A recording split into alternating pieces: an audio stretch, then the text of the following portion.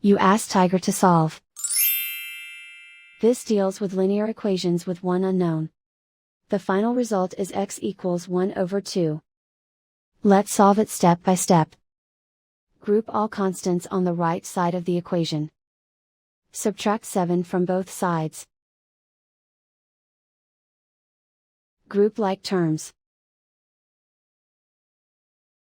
Simplify the arithmetic.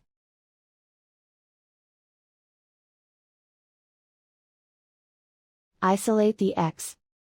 Divide both sides by -14. Cancel out the negatives. Simplify the fraction. Cancel out the negatives. Find the greatest common factor of the numerator and denominator. Factor out and cancel the greatest common factor. And so the final result is x equals 1 over 2.